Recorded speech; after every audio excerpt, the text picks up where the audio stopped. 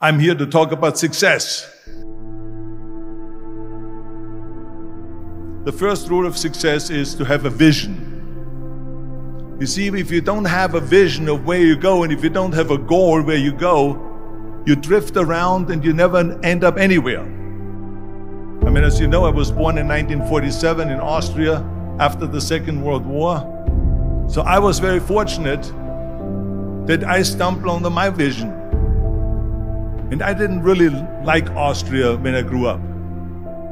I couldn't wait to get out of there. I couldn't see myself becoming a farmer or a worker in a factory or anything like that. Even though my parents wanted me to stay there and have a normal life. But that was their vision, not mine. My vision was totally different. I felt that I was born for something special, for something unique, for something big. Then one day I went to school. I remember I was 11 years old, and they showed a documentary about America. And there they showed in this documentary the huge skyscrapers, the high-rises, the huge bridges, the 6-lane freeways, and all of this stuff. And I said to myself, that's where I want to be. I don't want to be around here with these little farmhouses and these little buildings. I want to be in America. One day after school, I walked by a store in Graz. So I went inside and I looked around, and then I saw a magazine. I saw a bodybuilding magazine that had Reg Park on the cover. Reg Park was then a 3-time Mr. Universe. And I saw him on the big screen as Hercules. I read that and I said to myself, wow, this is the blueprint for my life. This is exactly what I want to do. I want to become a bodybuilding champion just like Reg Park. I want to get into movies just like Reg Park. And I want to make millions of dollars and be rich and famous just like Reg Park. Do you know how great it felt that I knew where I was going? Imagine the majority of people don't know where they're going. I knew where I was going, that I'm going to become this bodybuilding champion just like him. So it was just a question of how do you do it? I was so relieved, because when you have a goal, when you have a vision, everything becomes easy. So people always ask me, when they saw me in the gym in the pumping iron days, they say, why is it that you're working out so hard? 5 hours a day, 6 hours a day, and you have always a smile on your face. And I told people all the time, I said, because to me, I'm shooting for a goal. In front of me is the Mr. Universe title. So every rep that I do gets me closer to accomplishing that goal, to make this goal, this vision turn into reality. Every single set that I do, every repetition, every weight that I lift will get me a step closer to turn this goal into reality. So I couldn't wait to do another 500-pound squat. I couldn't wait to do another 500-pound bench press. I couldn't wait to do another 2,000 reps of sit-ups. I couldn't wait for the next exercise. With the age of 20, I went to London and I won the Mr. Universe contest as the youngest Mr. Universe ever. And it was because I had a goal. So let me tell you something, visualizing your goal and going after it makes it fun. You've got to have a purpose no matter what you do in life. You've got to have a purpose.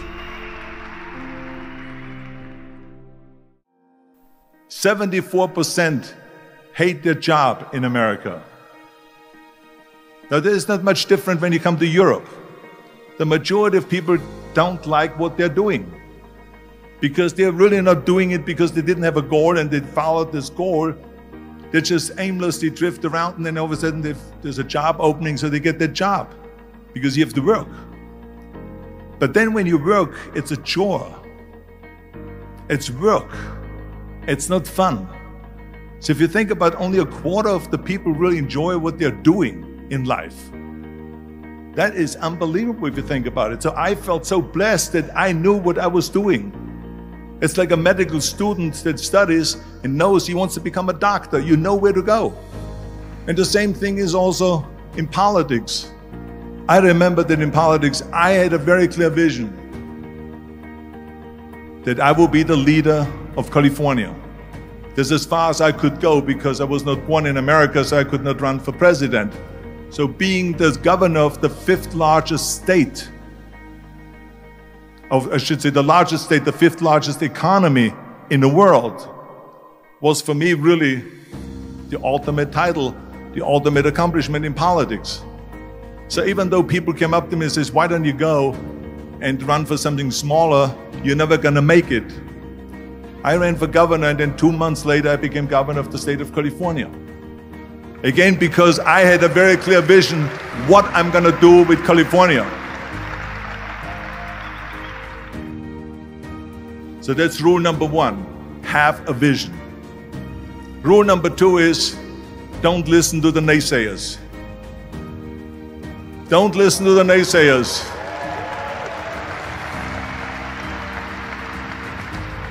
Everything I ever did, the thing that I heard out of people's mouth was, that's impossible. That can't be done. Or no. That is exactly what I heard, and of course I proved to the people that it can't be done. So whenever someone said to me, it can't be done, I heard, it can be done. When they said no, I heard yes. And when they said it's impossible, I heard it is possible. I'm a strong believer of what Nelson Mandela said, that everything is always impossible until someone does it. Well, I'm going to be the one, I said to myself, I'm going to do it and I'm going to show it to them. Maybe it has never been done before. That's perfectly fine with me. But I'm going to do it. And I did not listen to the naysayers. It's all about the hard work that you put in. I said to myself, in bodybuilding, I worked out 5-6 hours a day. I'm going to do the same thing now for acting. And of course, I went to college to study English. I studied the accent removal, acting classes, and all of this stuff all day long. I worked and I worked and I worked. And within a short period of time, I made one movie called Hercules in New York, which of course went right into the toilet. But it didn't discourage me. I still had the same vision. And then all of a sudden I did Streets of San Francisco. I did Stay Hungry and Pumping Iron and The Villain. And then all of a sudden I was asked by Dino De Laurentiis and by Universal Studio to star in Conan the Barbarian.